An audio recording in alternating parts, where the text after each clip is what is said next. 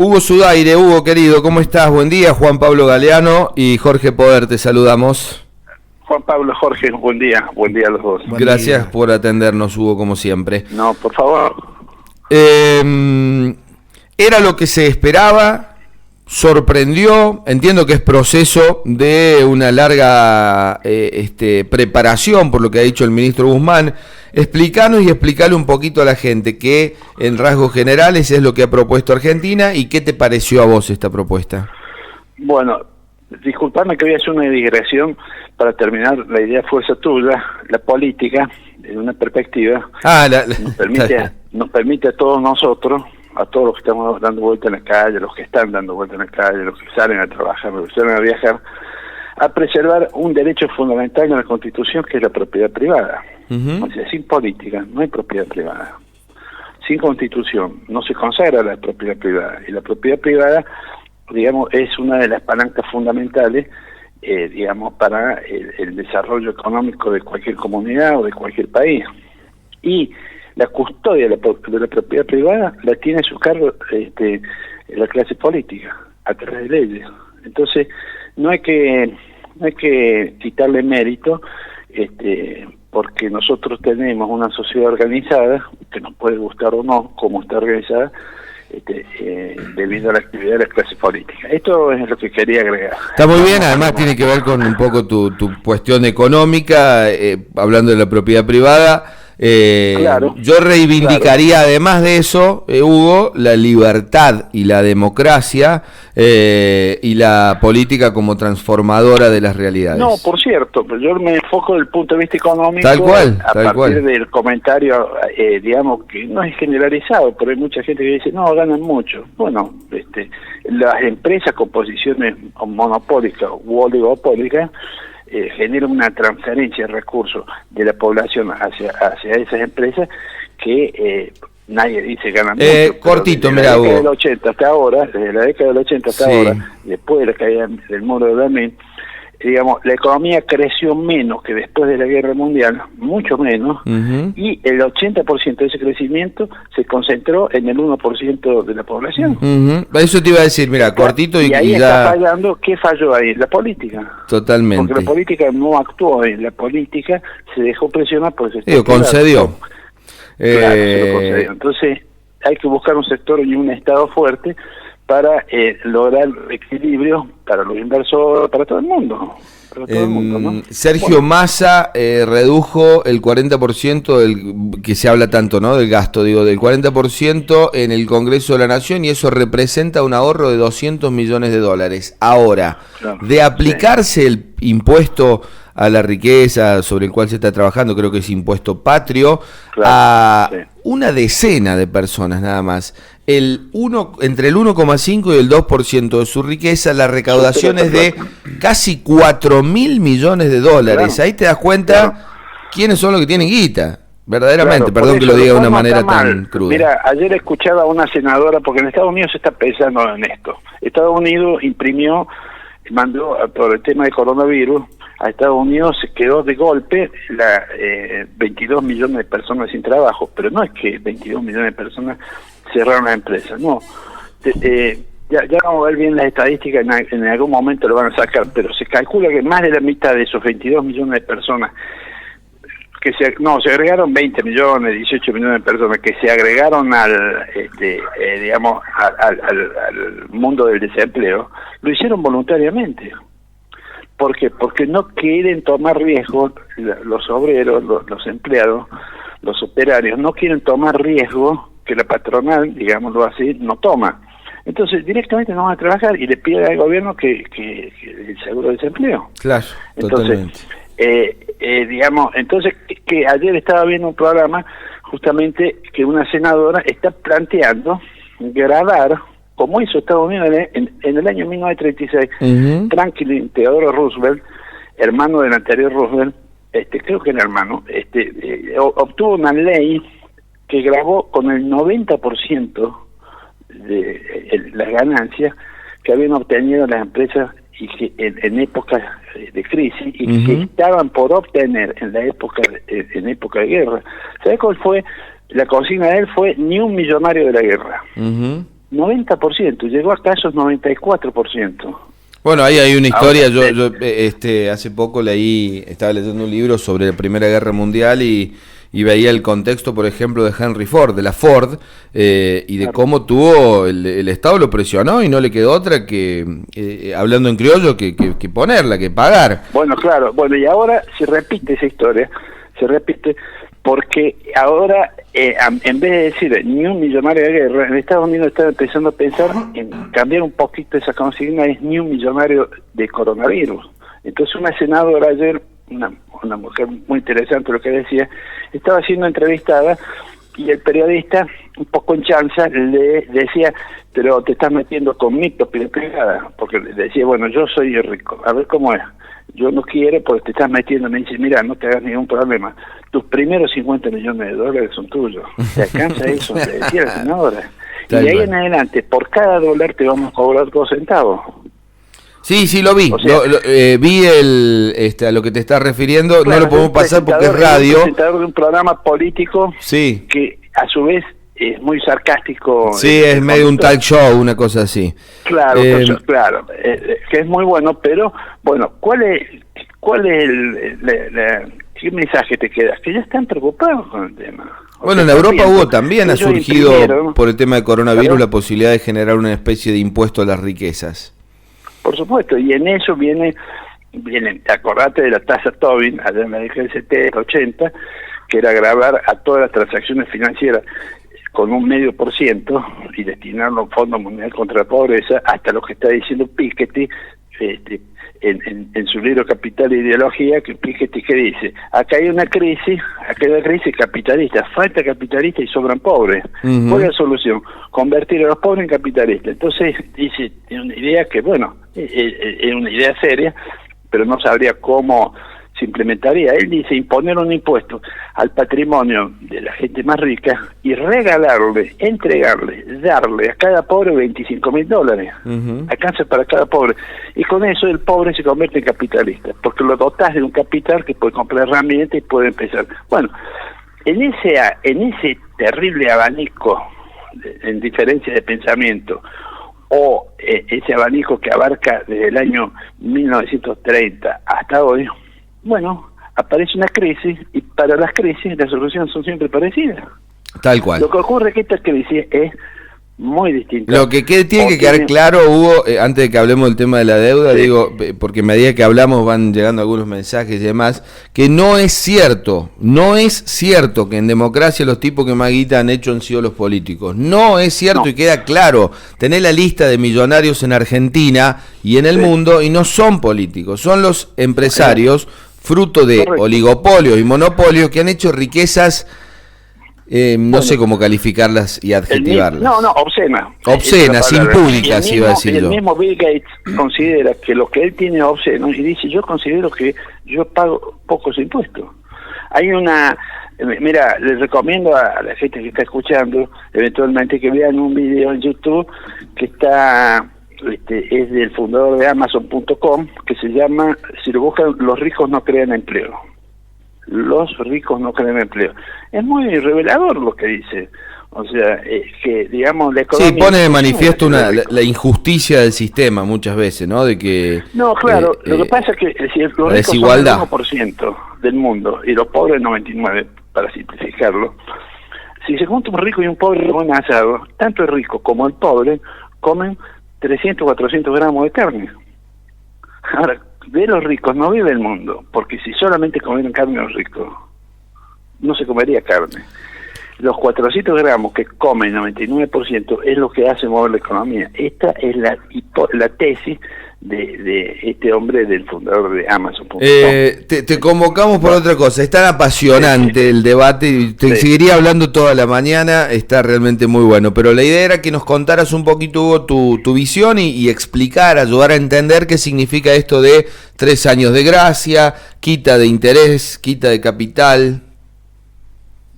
Bueno, acá lo que primero tenemos que tener en cuenta es cuál es la visión ante una realidad. Nosotros cuando enfrentamos un problema, digamos, marcamos un objetivo, cualquiera en la vida, ¿no? Cualquier problemita decimos, bueno, yo quiero tal cosa, quiero hacerlo de tal manera y planteo una estrategia, ¿no? Bueno, acá, digamos, el problema es la deuda, pero también el problema es otro. La deuda es una restricción, pero también, digamos, el futuro de mucha gente y de muchas empresas también es otra restricción. Entonces, los dos elementos estos, deuda y desarrollo económico, digamos, se ponen en la misma mesa para poder distribuir el peso o la importancia o la ponderación de cada una de las cosas. O le doy prioridad a la deuda o le doy prioridad al desarrollo económico. Entonces, a partir de ahí aparece una serie de alternativas y bueno, Argentina terminó diciendo que, digamos, para pagar la deuda, eso llevaría a un mayor ajuste fiscal. Quiero pararme ahí, pagar la deuda. Hoy, el peso de la deuda sobre el presupuesto de la Nación es equivalente al 52% de la recaudación de impuestos y al 22-23% de la recaudación total, incluido las cargas sociales, todo eso, todos los ingresos del Estado. Así como nosotros decimos, la gente se queja, dice, cada vez que cargo un litro de nafta, cargo 1.000 pesos de nafta, son 500 de impuestos. Bueno, yo le digo a esa gente que de esos 500 de impuestos, 250 o 260 pesos se van a pagar la deuda.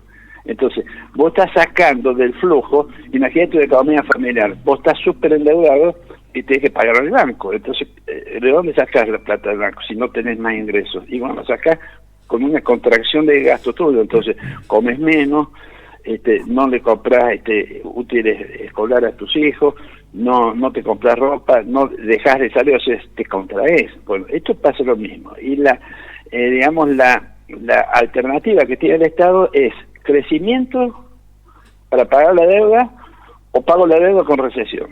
En el escenario pago la deuda con recesión, la recesión genera un déficit fiscal, ya no por una disminución de gastos, sino por la recesión trae una caída muy fuerte de ingresos fiscales, entonces tampoco se puede pagar la deuda. Entonces el gobierno tiene que optar por una salida practicable, tal vez no la mejor, pero sí practicable. Entonces, desde esta perspectiva, toma dos decisiones que yo considero bastante razonables. Primero, los bonos, teniendo en cuenta que los bonos argentinos valen muy poco ahora, o sea, un bono argentino que fue emitido en el año 2016-17 por 100 pesos, hoy cotiza, por decirte, 25 30 pesos en el mundo.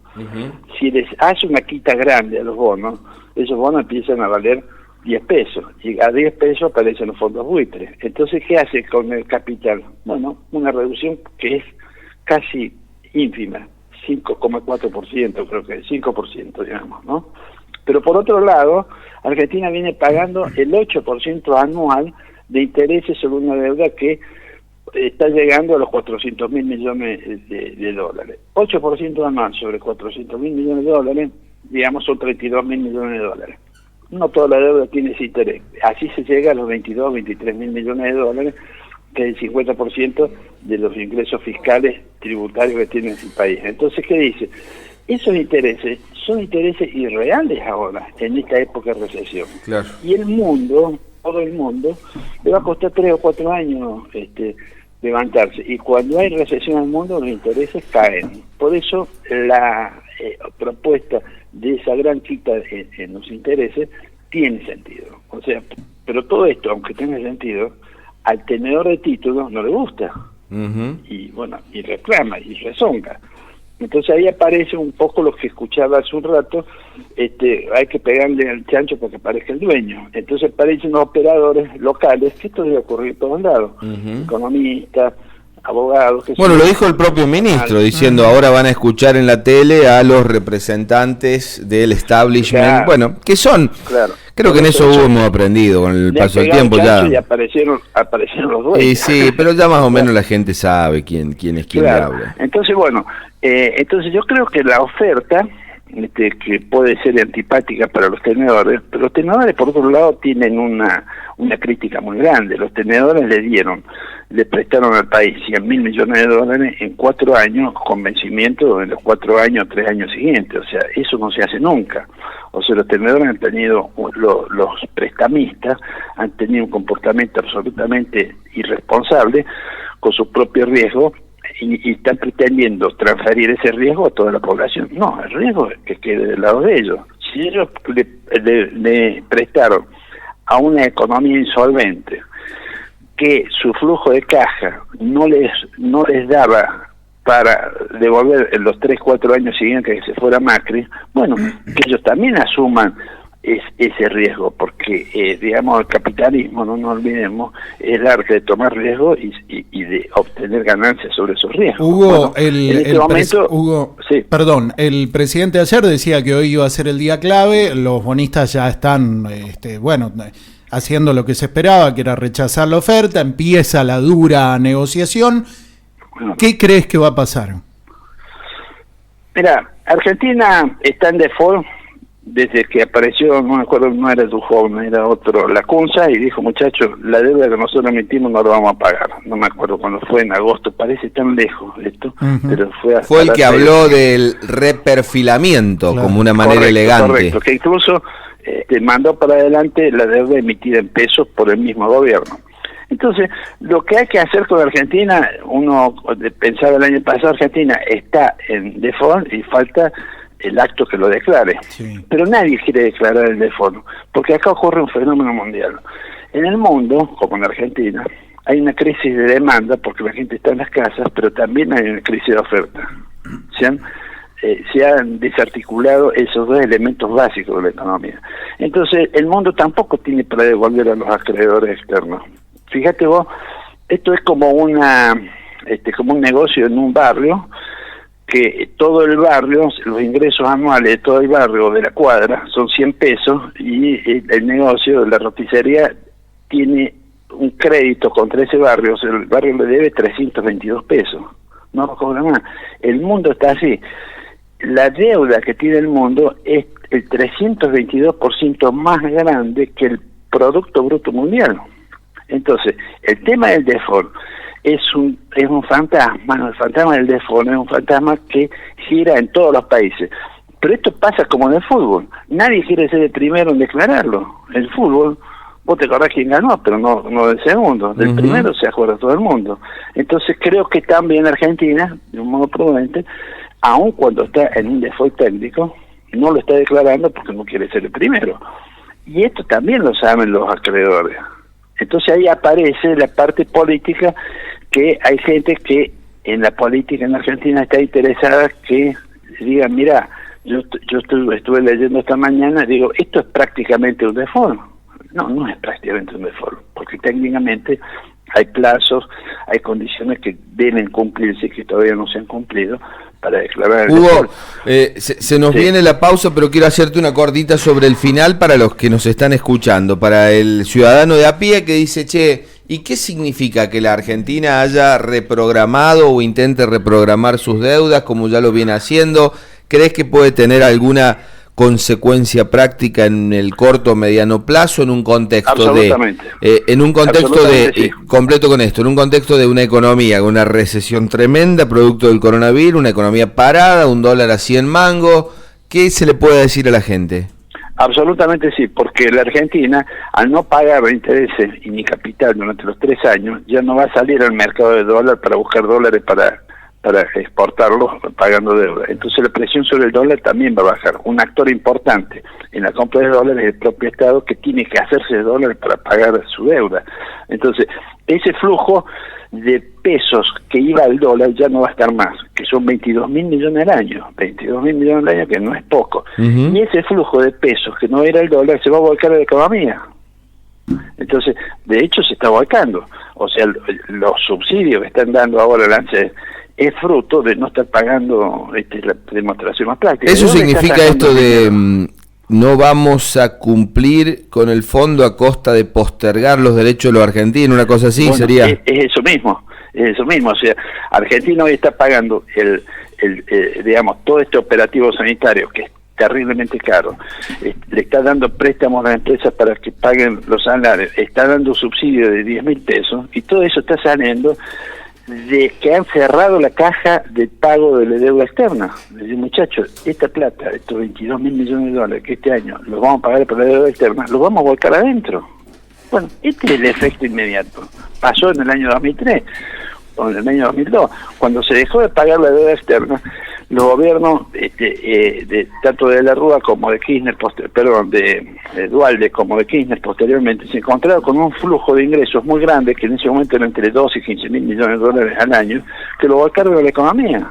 Entonces lo volcaron a la economía, se generó demanda y hubo un efecto rebote que todos lo hemos visto, porque estamos hablando de un pasado muy reciente. Acá no hay milagros. Si vos sacás plata de la economía, la economía va a entrar en recesión. Si vos metés plata en la economía se va a expandir. Ojalá que sea así. Te mandamos un fuerte abrazo, Hugo, como siempre un placer. No, gracias a ustedes. Adiós. Un saludo grande. Adiós.